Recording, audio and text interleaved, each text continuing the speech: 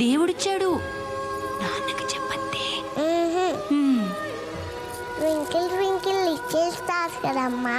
అవునమ్మా, twinkle twinkle little stars. ఇవి నావి. ఇవన్నీ మనవేనమ్మా. ఇటీ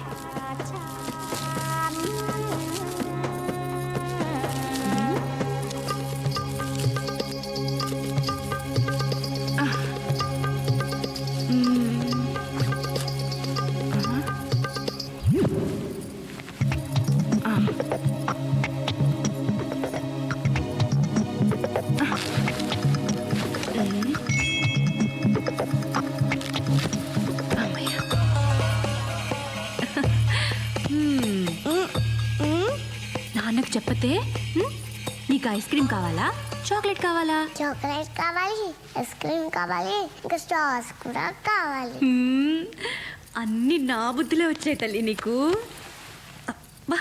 ఈ దేశ ప్రధానమంత్రిగా నా బాధ్యతలు నేను విస్మరించలేను. వైఫల్యాలన్నిటికీ నేనే బాధ్యత వహిస్తున్నాను. ఒక క్యాబిన్ మ్యాన్, ఒక సిగ్నల్ మ్యాన్, వీళ్ళ నిర్లక్ష్యానికి 48 నిండు ప్రాణాలు బలైపోయినాయి. ప్రయాణికులందరినీ దోచుకున్నారు. ఏడిసేవలేరా, సాక్షాత్తు ప్రధానమంత్రివి, నీ సూట్ కేసే కొట్టేశారా? ప్రధానమంత్రి సూట్ కేసుకే రక్షణ లేకపోతే ఈ దేశంలో సామాన్యుల సూట్ కేసుల సంగతి ఏంటి? ఇది దోపిడీ రాజ్యమూరన్నా, ఇది దొంగల రాజ్యమూరన్నా. అన్నా ప్రధానుడా, నోరు మూయరా. అక్కడ చూడండి. రేయ్, ముందు ఆ న్యూస్ ఛానల్ కట్టిపారండి రా. ప్రధానమంత్రి టెన్షన్లో ఉంటే ప్రజలు ఏమైపోతారు? 1, 2, 500 కోట్లు భగవంతుడిచ్చినవి. అవును సార్. అసలు మీరు 500 కోట్లు పెట్టి వజ్రాలు కొనడం ఏంటి? వాటిని వాడెవరితోనో రైల్లో పంపడం ఏంటి? నాకు తెలియకుండా. నీకు తెలియకుండా పొద్దున్న దీనికి కూడా వెళ్ళా. సారీ. అమ్మా, డబ్బులు ఇంట్లో ఉంటే శుక్రంలాగా దొరికిపోయే ప్రమాదం ఉందని వాటిని వజ్రాలలాగా మార్చేసి వాటిని మీ పెద్దలకు కప్ చెప్పే బాధ్యత ధీరులు కప్ చెప్పారు. విమానాల్లో వెళ్తే రిస్క్ అని, ట్రైన్లో వెళ్తే సేఫ్ అని ట్రైన్లో వెళ్ళమన్నారు. యాక్చువల్గా ట్రైన్లో వెళ్తేనే సేఫ్, బట్ మన టైం బ్యాడ్. అదే రిస్కే మన కోపం ఉంచింది. రాజకీయాల్లో అడుగుపెట్టి అసమాన ప్రతిభతో, మేధా సంపత్తితో పడని వాళ్ళను పడగొడుతూ, పడిన వాళ్ళ మీద అడుగులేస్తూ ఎంతో కష్టపడి పైకి ఎగబ్రాకి ప్రధానమంత్రి అయ్యారు. కానీ ఏం లాభం? ఒక రైలు ప్రమాదంలో దొరికిపోయారు. ఒక చిన్న రైలు దొంగ చేతిలో దెబ్బతిన్నారు. ప్రజలు మారాలి, అధికారులు మారాలి, మేధావులు మారాలి, మంత్రులు మారాలి, ఈ దేశమే మారాలి. ఈ దేశ ప్రధానే మారాలి. ఏడుకొండలవాడ వెంకటరమణ స్వామి, నా వజ్రాలు నాకు సురక్షితంగా దొరికింది. నీకు 2 వజ్రాలు హుండీలో వేస్తా. షిరిడి సాయినాథ, నా సూట్ కేసు నాకు ఇప్పించు తండ్రి. నీకు క్షీరాభిషేకం చేయిస్తా. చెప్పు, నేను కోటీశ్వరాలను అవుతానా? 100 ఇస్తే. పోనీ లక్షాధికారి? 50 ఇస్తే. మీ వారొచ్చారు. ఈ మూర్తి ఏంటి ఈ టైంలో వచ్చాడు?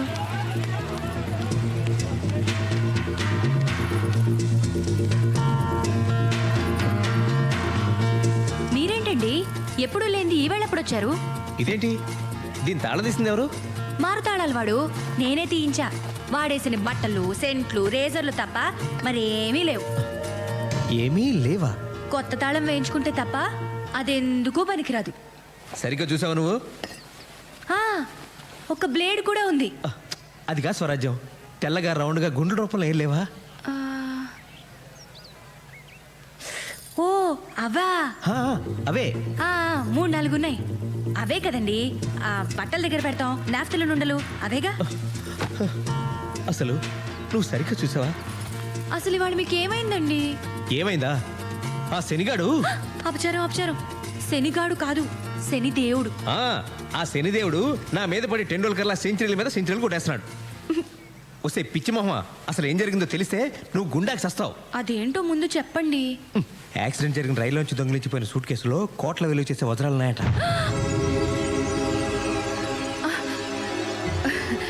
పాపపు సొమ్ము మనకెందుకు? అయినా మన సూట్ కేసులో లేవు కదా. అదే ఎందుకు ఉండకూడదంటున్నాను. అయ్యయ్యో, ఎలా ఉండేవారు ఎలా అయిపోయారండి. మీరు రిలాక్స్ అవ్వండి.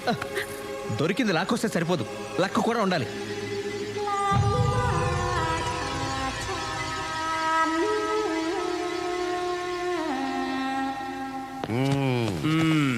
ఏమయ్యా, ఆఫీసర్ ఆన్ స్పెషల్ డ్యూటీ.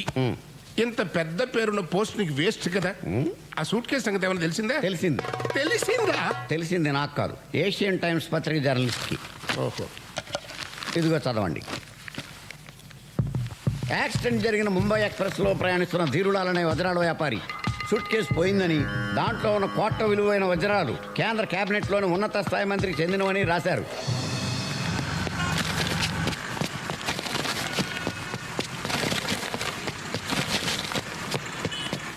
బారు పేరున్న ఆఫీసరు ఏంటయ్యా ఇది? మనం ఏ విషయాన్నైనా ఎంత గోప్యంగా ఉంచినా ఈ ప్రెస్ వాళ్ళకంటే తెలిసిపోతున్నాయ్యా.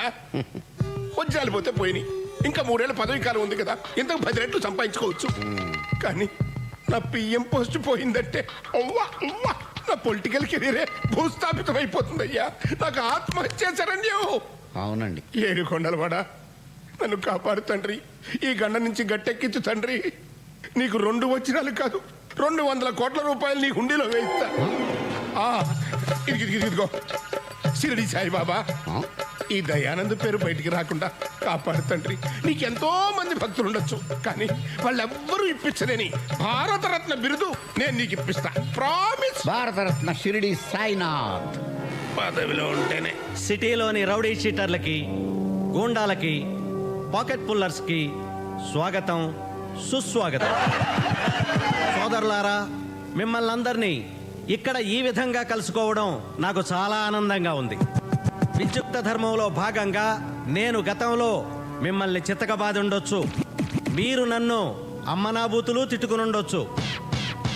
దొంగ పోలీసు సంబంధం భార్యాభర్తల అనుబంధం లాంటిదని నేను మీకు సగర్వంగా మనవి చేస్తున్నాను. అయితే ఈరోజు ఈ సమావేశం చాలా ముఖ్యమైంది.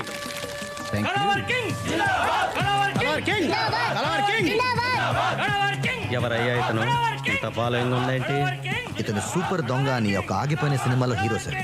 ఇప్పుడు రాయల్ గా రియల్ లైఫ్ లో సూపర్ గా దొంగతనాలు చేస్తున్నాడు. నమస్తే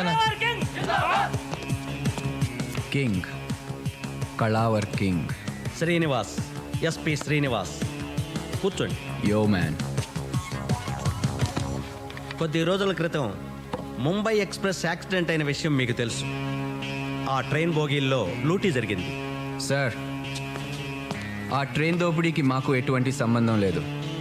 మీకేమైనా అనుమానం ఉంటే డ్రాప్ చేసుకోవటం మంచిది. చూడండి బ్రదర్స్, ఈ దొంగతనం మీరు చేయలేదని మాకు తెలుసు. Please SIT down, please SIT down. కానీ ఆ దోపిడీలో ఓ ఎర్ర రంగు సూట్ కేసు పోయింది. అందులో కొన్ని 100 కోట్లు విలువ చేసే వజ్రాలు ఉన్నాయని తెలిసింది. ఆ చుట్టుపక్కల కాలనీలకి చెందిన ప్రజలు ఆ ట్రైన్ని దోచుకున్నారు. అందుకని మీరంతా ఆ కాలనీల మీద పడి ఇళ్ళని సోదా చేసి అనుమానితుల్ని తన్ని బెదిరించి ఆ ఎర్ర సూట్ కేసుని ఎలాగైనా సంపాదించాలని మా డీజీపీ గారు ఆర్డర్స్. అందుకు మీ సహాయ సహకారాలు కావాలి. అలాగే కాకపోతే ఇదంతా అచ్చం దొంగతనంలో జరగాలి. బంగారం, వెండి, డబ్బు ఎంత దొరికితే అంత మీరే తీసుకోండి. అయితే మామూలుగా మాకు ఇచ్చే 30% మాకు ఇచ్చేస్తే చాలు. వజ్రాల సూట్ కేసు తెచ్చిచ్చిన వాడికి 10 పైసలు వాటా కూడా ఇస్తాం. అంతేకాదు, పోలీస్ డిపార్ట్మెంట్లో ఉద్యోగం కూడా ఇస్తాం. సైలెన్స్. అయితే ఒక కండిషన్, జాగ్రత్తగా వినండి. ఈ దొంగతనాలు పోలీసుల సహకారంతో జరుగుతున్నాయని కానీ, వజ్రాల సూట్ కేసు గురించి వెతుకుతున్నామని కానీ ఎవరికీ తెలియకూడదు.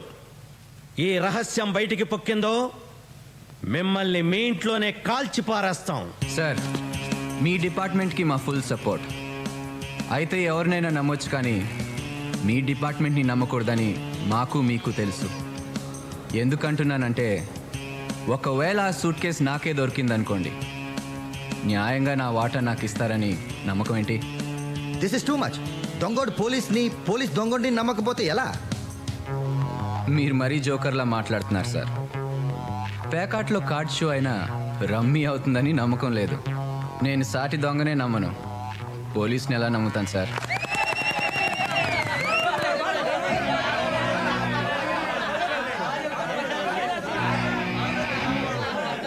సరే, అయితే ఒక మాజీ న్యాయమూర్తితో మధ్యవర్తిత్వం జరిపిస్తాం. ఓకేనా? Okay sir, deal show. అందరికి పార్టీ అరేంజ్ చేయండి. Okay. Beer biryani granted. Sir, సొమ్ము మనది, సోకు వాడిదా? ఇది సంగతి.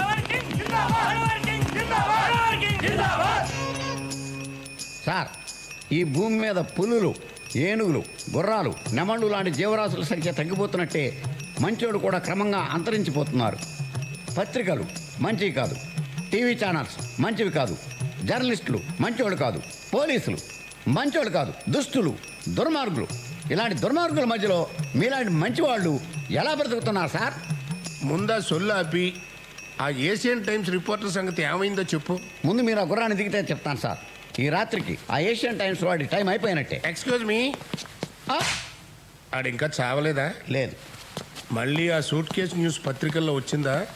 నువ్వు చచ్చినట్టు న్యూస్ అన్ని పత్రికల్లోనూ అచ్చు తప్పు లేకుండా వస్తుంది. దయచేసి కూర్చోండి.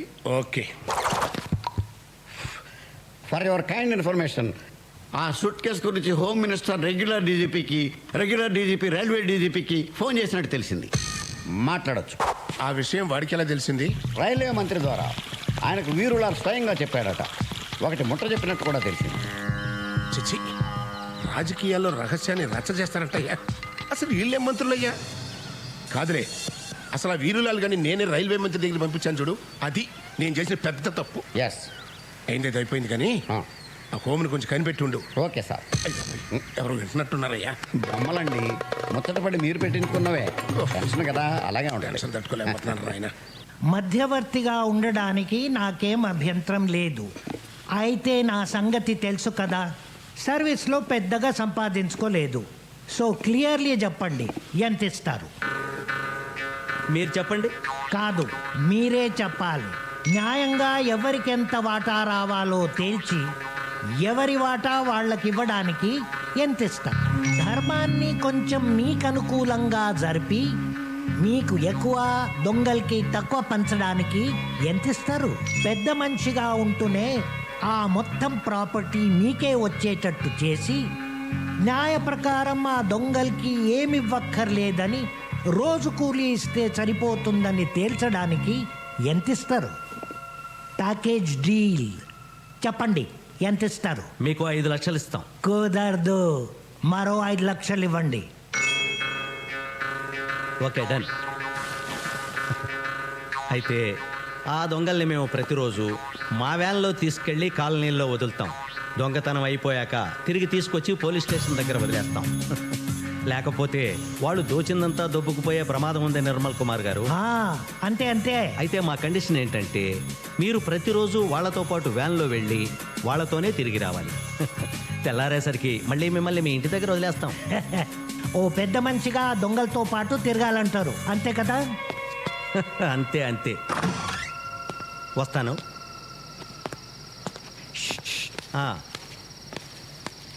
అయితే వాళ్ళు దోచుకున్న దాంట్లో నాకు వాటా ఇస్తే బాగుంటుంది. అది మీరు వాళ్ళతో మాట్లాడుకుంటే బాగుంటుంది. బాయ్. బీరేస్తావా బాసు? లేదు. పోనీ బీరు కొడతావా? కొట్టను. సరే, బీరు తాగుతావా? తాగను. అయ్యవు, కొట్టవు, తాగవు. తాగాయి. నేను మాజీ న్యాయమూర్తిని, మర్యాదగా బిహేవ్ చేయి. నమస్తే మాజీ న్యాయమూర్తి సారు. మరి మీరు ఇలా మాలాంటి దొంగలతో తిరగొచ్చా? దొంగల? ఎవరు? ఇప్పుడు దొంగతనానికి వెళ్తున్నాం, మరి మేము దొంగలం కాదా? మీరెలా దొంగలవుతారు? న్యాయస్థానంలో ప్రూవ్ అయ్యే వరకు ఎవరిని దొంగ అనకూడదు. ఇప్పుడు మీరు ఇంకా దొంగతనం చేయవలసి ఉంది. దొంగతనం చేశాక పోలీసులు మిమ్మల్ని పట్టాలి, కేసు పెట్టాలి. కేసుపై కోర్టులో విచారణ జరగాలి. నేరం ప్రూవ్ అయిన తర్వాత కోర్టు దోషులని తేల్చాలి. అప్పుడు కానీ మిమ్మల్ని దొంగలు అని అనడానికి వీల్లేదు.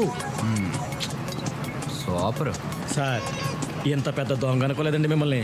అంతకన్నా పెద్ద దొంగలు మీరు పోలీసులు. అసలు వీళ్ళని పడతారా? పట్టరు. కేసు పెడతారా? పెట్టరు. అదంతా ఎందుకు? సిగ్గు విడిచి అడుగుతున్నాను. అడుగుతున్నందుకైనా ఎంతో కొంత పర్సంటేజ్ నాకు ఇవ్వండి. సారీ బాస్, నువ్వు మాతో పాటు వేటకొస్తేనే వాటా. వేట పాపం, నేను రాను. వేట మాంసం తినొచ్చా? అది పాపం కాదు. Sorry boss, no work no pay. చెయ్యి దొంగ వెధవ. ఓ, పైన దేవుడున్నాడు, న్యాయం ఆయనే చూసుకుంటాడు. Correct correct. దేవుడు ఉన్నాడు. దిగండి దిగండి. All the best.